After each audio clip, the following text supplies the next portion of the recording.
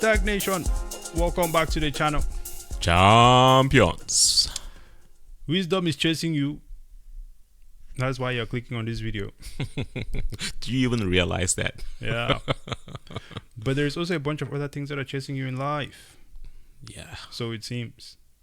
a lot. Tell us more about this, Double Up. There's that thing called the American dream. If it's not the American dream, it's just the reality that you must climb that ladder. You must get ahead. You must look like your neighbor. You gotta smack him. Cracking the whip. You gotta crack the whip Yeah. to get ahead in life. But how are you getting ahead in life? What decisions are you making to get ahead in life that actually got wisdom chasing after you? That is what we're talking about today. Absolutely. Well, I'm not too sure what to think about this one, because when I look at it, if you look at most people's lives in America and this American dream thing, it seems that most people's lives are uniform. They all are doing similar things. They go to school in a similar way. They come out from school in a similar way. They go through college in a similar way. They come out, and it's the same string of events, Cycle. right, that is happening for everyone. And now, as you come over into adulthood, you start to see that it is really the same sort of problems to the end. And all of this involve money. Let's say we begin with high school. There is this point where you first start encountering debt. Student loan or high Right. school. Okay, student loan or high I school. mean, Some parents go to lower, take The student debts. loans, the Yeah. banks come to. I remember when I graduated high school, the banks came there to sign up people for accounts and you know, if you want to apply for student FAFSA, loans and all of that stuff. Yeah. All those different credit card companies. Yeah. They bring the debt to you in high school. It is insane Some that high schools even let banks and all these other people come into school and get people's kids to sign up for these things without their parents there. While the entire school system, the entire 6 years you were there, did not teach you anything about the banks or the credit cards or Yeah. the debit cards that they're gonna give you. Yeah. You know, some parents actually get in debt for their kids to go to high school, private school, 40K a year, 55K a year. Whoosh.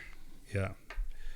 And that, I'm sure that's also on a house loan as well. Oh yeah, On top of that. they'll take it from the principal on the house, or you know, if you're born rich and your parents got the money, of course you've saved up the money. Okay. By the way, that is not tax deductible. By the way, So it seems that one of the first things that this system wants is, and this is just, you know, part of the entrapment process. They want you in debt. the beginning. You must be in debt. Because once you are in debt, the following decisions that you make all tie back into paying off that debt. Accumulates, keep you in the box, keep Right. you in the system. And so one of those areas where we see the biggest, you know, I mentioned like everyone's life, it seems everyone's life is really uniform. One of those uniform things there is the student loans. Yep. Student loans seem to be something that handicaps people for the rest of their life. Why would you say this is? So let's talk about the student loan and the reason why we get it in the first place, right? I once upon a time believed in this system as well. And the system basically is that you have to get in debt to get ahead. So you go to one of the most expensive schools, interact with the richer students, or interact with the big professors, and hopefully you come out of that school system with access, right? A network, and possibly a good job, while still having that huge debt. That was what I believed at one point. Right. Yeah. And a lot of people still believe that. That's why they think it makes sense to get a 30K, 40K loan per year. Yeah. By the time you finish school, that's 120K. And the system has worked so well that you don't have to pay that debt while you're in school. So the interest accumulates while you're in school. When you come out of school, the interest accumulates and they say, oh, don't worry, you can pay it for the rest of your life. Yeah. But guess what? Even after you die, that debt never goes away. It gets transferred to your next generation. destruction. If anybody in my family has student loan and they think that it's going to transfer to me, bro, they got something else coming. Listen, first of all, I'm even saying it right now, man. Y'all can come after me. I don't think that is even a reasonable something to do. To carry on someone's bad decisions and place it on the next generation. It happens. That is straight up North Korea. Like where if you escape the country or you speak against the government there, they don't just punish you. They punish you and your family. Yep. Sure. Well, I think this is something that is I mean, people recognize that these things happen. But what is shocking to me is that people act like it's not there. Wisdom is chasing you. Yeah. It's crazy. They have silenced America so much. People are scared to talk about anything these days. They are not thinking. Right? But we see a lot of them rolling around in a new range. Oh, you want to jump into that one now? Yes. The new car? Everybody has to buy a new car. What's up with that? A new car is a nice thing. It's a beautiful thing. It's cool. Especially when it's fast. Hey, listen, man. A used car is a new car to me. You see? But anytime you turn on the TV, one of the first few commercials that you see is that beautiful new car. With some incredible financing. Oh, they get you with that 0% first year. Yeah. Or you gotta have the good credit. That's another whole situation. That actually reminds me. I don't think I found it. I don't think I can find it right now. But I was on. I finally went back on Facebook for the first time in a long time. Yeah. For some reason, actually, I feel like I'm gonna have to be apologizing to the people of Facebook because Facebook actually seems like a really nice place right now. What? Serious? Yeah, I went to Facebook and there's some really cool things going on Facebook. What? Yeah, the How rest you gonna give Facebook credit? Yeah, I don't know what it is, man. But it's like the people that are on there, maybe they're just more mentally mature, things like that. But they have some really cool things, groups and things like that going on. So I need to explore Facebook more. However, while I was there, okay, one thing that I came to realize, or at least one thing that I saw on there, was this guy who had bought a V6 Dodge Charger, Challenger. Yes, and he was standing. When they buy the car, they stand in front of the dealership and they take pictures. And in the post, the dealership made that post and they said something along the lines of, congrats to this guy. He just bought a fresh Charger. It was used, right? Fresh Charger. 200 and something thousand miles on it, and the payment I remember was 7 something a month. 200 and something thousand miles. Yeah, and it was like I don't remember if it was like 60 something months or 80 something months, but the term was like super long. Okay, 64 months. Yeah, but they will do whatever they need to do to get you into the car. Which I just thought about that when you mentioned the commercials. Wisdom is chasing you. Yeah, wisdom is chasing, but these people will not listen, man. They will not listen at all. Okay, now that is one major thing. I think that no one can deny it. We've even seen some Instagram videos of people going around asking, how much do you pay for your car a month? And I think in those videos, all of the responses there, $700 and above. Yeah, it's not something that is reasonable. Because if you're paying $700 a month for your car, how much are you paying for your rent? Right? Let's say you're paying normal rent, which may be, I don't know, average of like $1,500 or something like that these days. Then we instantly know. I mean, like, given the job, right, that most of these people are also doing as well, I don't think that it takes a lot to deduct that you're either living at home with your parents or like, and it's fine. You can live with roommates and things like that. That is also another strategy to go about it. But if you're living with roommates and you're paying over $1,000 in car note a month, plus insurance, life and gas bills, life could be different for you, man. Life could be very different for you. I would say that in that situation, you're standing in your own way. Right? I will say this though. Yeah. This is not a bang against anybody. We're doing this video to show you that at one point in all our lives, wisdom has chased us. Because what we're talking about here, I did that too. Coming out of college, I got a super expensive car. I wanted to live life. Yeah. And listen, man. Everybody, listen, man. It is fine. It is not a problem to make these mistakes. It is not a problem at all. It is just a matter of, now that you are aware, what are you going to do about it? You know what I mean? If you are aware, and you're like, I'm fine with it, then that's also fine. Mm-hmm. Maybe that's where you are in your life. That's what you need.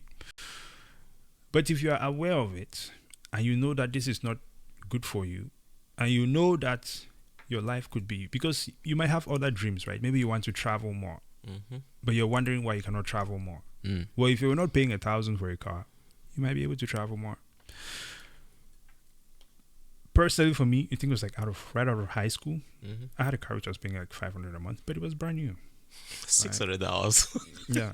Insurance. Oh no, with insurance it was $500 a month. Oh yeah. Yeah, I actually had. And you were spinning all over the place. Yeah, I was speeding over the place. Okay, but guess what as well? Okay, I always went to court when I got those speeding tickets, which means I never actually paid the full amount of any of those. It is a shocker that I have a driver's license today, but I always went to court. I actually got into a few spats with the officers in court. I won. Okay, and that worked out well for me. But if I had to pay all of those tickets, I would have not been able to afford it, and I would have not been able to, even have a license right now. So why is what go to court, right? Yeah, definitely go to court. Definitely go to court, and just even if you're guilty, you could just go to court and you just tell the judge like, hey, this is not legal advice, by the way, but you could just in my case, I just tell the judge, I'm guilty, but I cannot afford to pay this ticket. I just want to ask if you guys can be lenient and knock it down. A lot of times they just let me pay the court fee, which was $25, and walked away. That could have been a $300 and something fine coming out of my pocket. But now I'm just paying a court fee of $25 and I'm out. Or in some cases they might knock it down to $150 and I'm out. So saved me money, a little bit of my time, but I was also doing the crime. So there is that. I'm not complaining about it. The other thing is the mortgage, man. How does this one work? It seems once you come out of college, you gotta go buy a house. You and your wife. Yeah, I mean, sure. That's if you don't get married, Yeah. right? So that's the whole marriage situation, right? Yeah. Again, do not let the wisdom chase you on this one. If you have to stay with your parents and avoid rent and mortgage, do it. Enjoy that basement time. Bring the girlfriend over, bring the boys over, enjoy life and avoid the fees. Absolutely. Because what sense does it make for you to create that much energy, that much money, and give it to the freaking rental company or mortgage? Sometimes I look at it like this. Obviously, there's different places in life that you can be in. But the idea of going to, get your own place and buy your own car and things like that, it almost seems like they give you this sense of urgency, like to hurry up and get there because there's amazing things. Okay? But then once you get there, you realize that you were just hurrying to get yourself into a hole because now you are here and you're going to be stuck here. And everything that you're doing is going to be coming back to this, like to making sure that you're paying for back to zero. Literally, house. You're working hard and you're just giving it away. Working Exactly. and you're just giving it away. Now, obviously, for someone that is like, what, I like this place, I want to settle here, I want to live in a different, you may want a different type of setup. That makes sense. It's fine. Everybody needs a house at some point. Okay, but when you're jumping into it on top of a student loan and on top of a car note. I think that it is something that, as a society, we need to just go back and review that situation. That's what I was saying here. And then hurrying up and getting married too, when you haven't even gotten your own personal freedom. Exactly. So it seems like a lot of expenses. It seems like a lot of money going out to other people and not a lot of money staying in your pocket to pursue your own dreams. Think about it. Experience some of the things you want to experience in life. So there is that. And then you get a job, right? Yeah, and what I've never understood is why is it that in the US it sounds like they make it seem like it's a bad thing to live with your parents, because everywhere else in the world it seems to me it's fine to live with your parents. It's fine to just go back to your parents' house. Too, by the way. Yeah, till you get married. Exactly. Till you get married, right? It only seems to be that with more people going out to go and pay rent, it is just more money being paid to the same entities that we're talking about here. All of the money does not stay with you or your family. It goes back to the banks who have bought the apartment buildings or the houses and everything owned else by like the that. banks. Because even after you sell the Right. house, Yeah, the banks still get to resell that house from zero. exactly, and they sell it back for even more. Wow. This idea of like 18 and get out of the house. Who came up with this shit? Because I only heard about this thing when I came to America. I think it's very prominent in the black community too. Yeah, but I think it was sold to the black community. I think so too. Yeah, because it's not something that is, yeah, being applied in 18 and get your life destroyed. Yeah, it's not applying to any other community that I know. Nope. It's insane. It's so wild, man. Because I remember, like, right after high school, as soon as I got a job, one of my parents was like, "Yeah, you gotta pay your own phone bill." It's almost like they could not wait me to take over my own phone bill. I was like, "God damn, okay, it's fine." But it would have been nice if they had paid my phone bill for 2 to 3 years, whatever the case might be. And I will say this: for kids who stay at home with their parents, right, and even for ones who go to college, staying at home with their parents, it seems to me that the outcomes always tend to be more in their favor versus those who go and take on all the things that were spoken about here, because now you're having to start battling these things before you even have an opportunity to save. That will set you back. Remember, you always keep saying that everybody's store of value or sense of value is upside down. Absolutely. This is it right here. You create so much value with your time and energy, but people don't realize that they're not keeping it for themselves. They're literally just dashing it out to enjoy some simple life convenience that they could still get elsewhere without the expense. Exactly. Yeah, too much convenience is not good. People lose up so much of their time and value to convenience. That's a sad reality. Now, the other thing here is they want you to work and work and work. Obviously, there is this retirement age and them holding your money and putting penalties against you for wanting to take your own money until you get to that retirement age. It seems like this is another area where there's a lot of lost opportunity for society. Your thoughts? This is a part that I've been trying to exit for a while. This aspect of wisdom. I realized that the 9 to 5, the work 40 years of your life, is a total lie. 40 years of your life committed to another corporations to make the corporations money, make them richer, while you could be building your own dreams and enjoying your own life.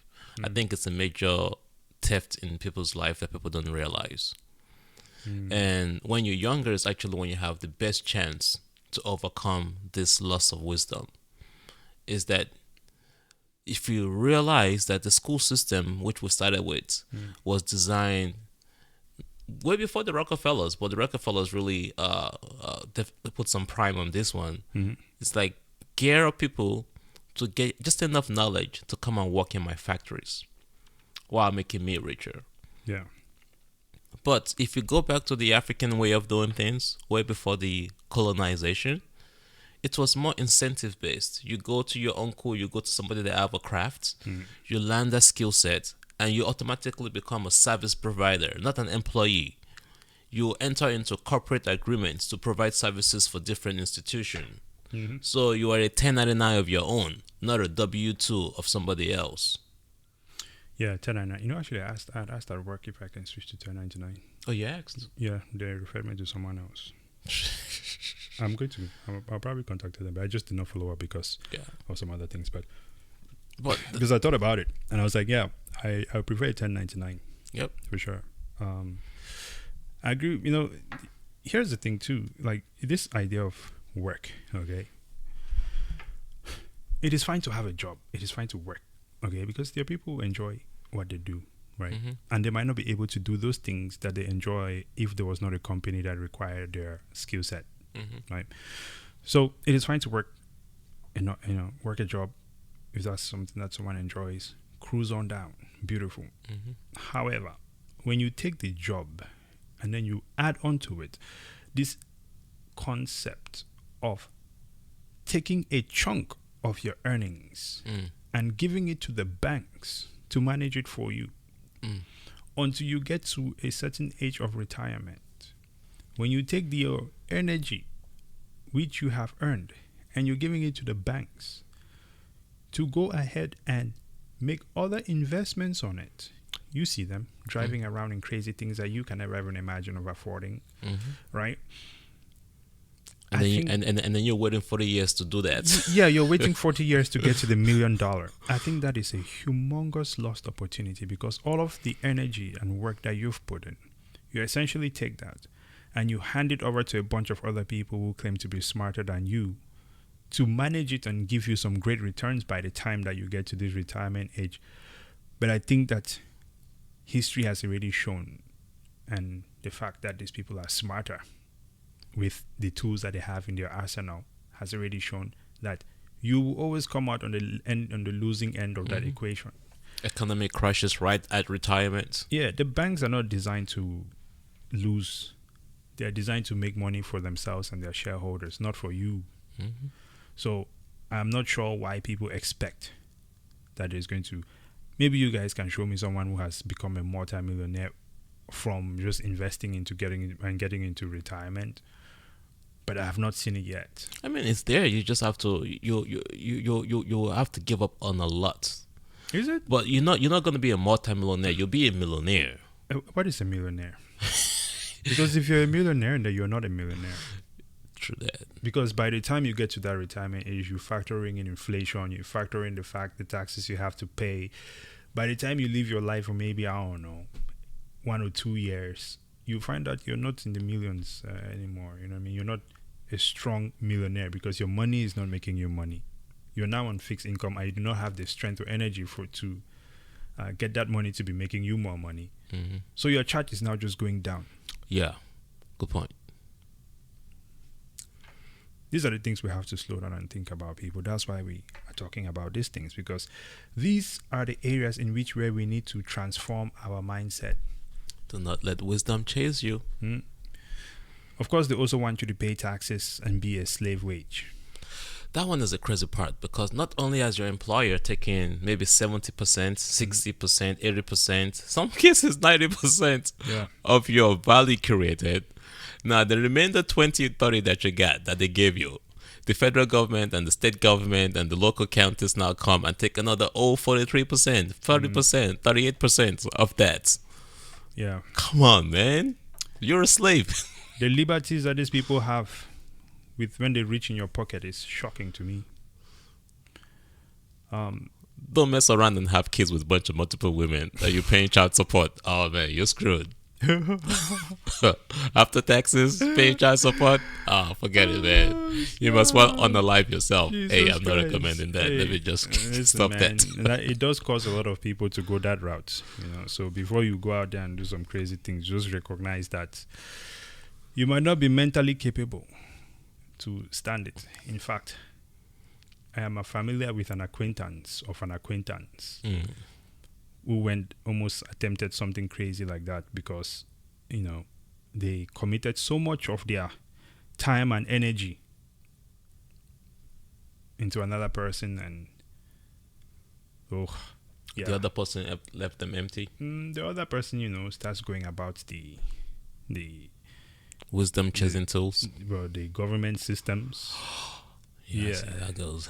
And and even though the other person was still wrong, you know what I'm saying? It's so crazy when you have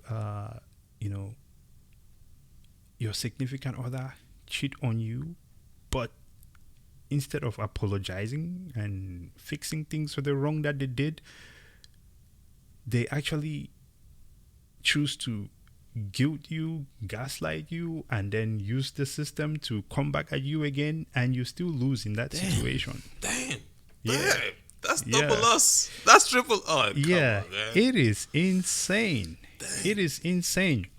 But when you try to speak of it, you might lose your job, you might get cancelled, and all these other sort of crazy things.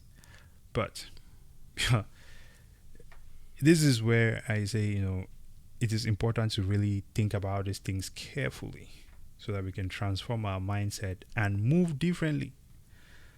So that we can associate ourselves or be around people who think differently. Don't move with the crowd. Yes, because I would say that a mass group, I guess a group and a mass is the same thing, but a huge mass of the population, of the population here especially in the US. They added one record. Yeah, their minds have been corrupted. They do not understand value. In fact, not only do they not understand value, they grossly misinterpret their own value within a certain setting. That they're empowered to go ahead and do crazy things like this because the system, which is all about manipulating value, gives them that power. When you wrong someone, and then you can still take them to court and get penalized, right? The person that you just wronged still gets penalized after you have wronged them. Then we know that something is wrong. When you see somebody in a BMW Yes. living life, and you something in your mind makes you think that they're actually much wealthier than somebody in a Toyota Avalon that has no debt. This person that got wronged, their significant other is rolling in a Range Rover that she's pulling up to court in a Range Rover to destroy, in a Range Rover that he bought for her, right? Yeah. To continue to destroy him. It is an insane. Imagine if this man has bought Bitcoin. It will be untouchable. That's the thing too. These people don't think about Bitcoin. Even though when you're talking to them about Bitcoin, this is why we do what we are doing.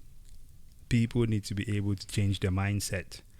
Because you know what? The court system cannot come after your Bitcoin. They can't touch it.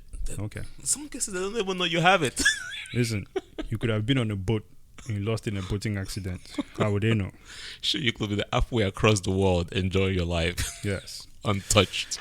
Ladies and gentlemen, not only does Bitcoin help you in that sort of situation, right? So that half of your assets do not get ripped away from you.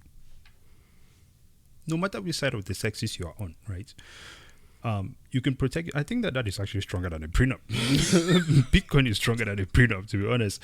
But it also protects you from working 40 years, because if the value of this thing and this value of this thing will continue to rise, right? Storing your value over time, it seems to me that you can approach a time that you don't have to work for whatever length of time. Mind you, they've also extended the retirement age in some places, right? Forcing people to work for longer. Yep. So you're approaching retirement. To 67, now to 70. Yeah. So imagine you're approaching that retirement age, you're like, oh yeah, this is it. And then they go, no. We know it's your money, but we're moving this forward some more. These are the games that we do not want to be playing.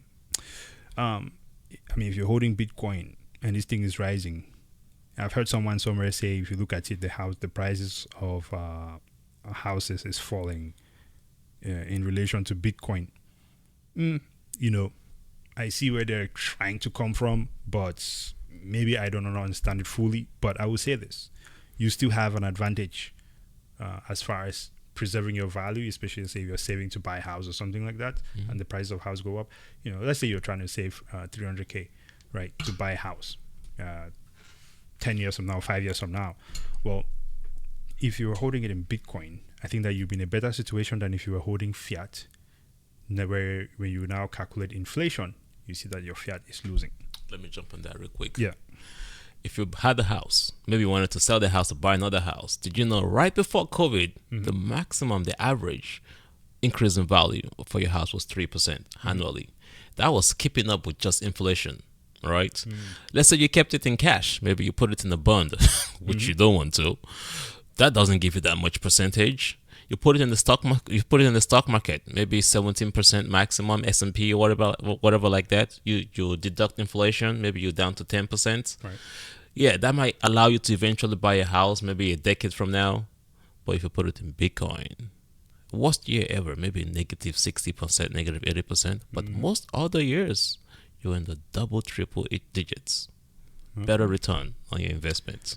Speaks for itself. Yes, sir. Listen, if you're a parent, you should probably start buying some Bitcoin so that your students don't have to take, or you don't have to take a loan to send your kids to school. I think that'd be great. I don't know how many more people will keep going to college given the corrupt and I guess misinformation that they're giving you. Yeah, exactly. I was going to say the outdated system, right? And really the uneducated group, which we have on campus right now, leading the young minds. Yeah, I think buying some Bitcoin and saving some Bitcoin is also something that can give you that advantage at the point where your kids need to start going to school and things like that. Of starting their own businesses. They don't have to go to school. Hey, listen, they want you to take out debt is the first point we spoke about this thing here. But I think that when you buy and hold your Bitcoins, continuously buy and hold your Bitcoins, at some point in the future, you can do it now. But this process will only become more reliable as we go into the future. You would be able to create a loan to yourself. Boom, from your own bank. Bitcoin, which you've been saving all this time to execute on something, and then you pay yourself back and release your Bitcoins from that collateral platform. I think that's one of the greatest Bitcoin tools that are out there, and I am praying, hoping, wishing, and maybe one day I'll figure out. Now it's not really something I'm interested in, but I hope that this continues to improve over time, because then you can now automatically say you have generational wealth, because you can use your Bitcoins, pass it on to your future generation, who can also use and pass it on to the future generation without ever having to sell it. And you're not passing on debt. Okay. We have never ever, in a situation like that, let's say if I had I don't know, an older generation, and they had some loans that they put their Bitcoin as collateral, and they took those loans and went to school, and then they passed away, and then the Bitcoins got passed on to me, and I'll be fine with paying back the loans, because it's our Bitcoin, and we'll pass it on. Yeah, that makes sense. It's a loan to yourself from your own assets, from your people, from your own, from your assets, your family's assets, your generation's assets. Not some third party that is getting interest on you and making a ton of money on you. It's your own little community, your own family, and this is how what was built in the past until central banks came in and now start doing it for everybody while making only themselves richer. We have the ability to take back the power, people. The question is, what are you going to do about it? We know that we are doing our best to do. We are really engaged in this thing. Listen, man, I'm on Bitcoin Standard. I can say that it is something that I've really fully embraced. I only now spend time thinking of how the rest of the world can understand it, so that we can really enhance this process. The more minds understand this, I think the better and stronger use cases will continue to get out of it in a much more smooth manner of operation too. So, any final thoughts before we close this one out, sir? Yes, I really think it's as simple as that. Wisdom is chasing a lot of people, not just in America but around the world. And we're on this objective, on this mission, to get you to start understanding what your store of value is. Wisdom is there, it's accessible, and we just gave you a little bit of that. Well, I would say if wisdom they your head, okay, but this thing now no one come, because wisdom no they head. If wisdom they your head, okay, subscribe to the channel, like the video and share it with your friends. Also follow us on X at STAKK, and of course Spotify at STAKK. Until next time, ladies and gentlemen, we hope you enjoyed this one. Praise and out. Double O.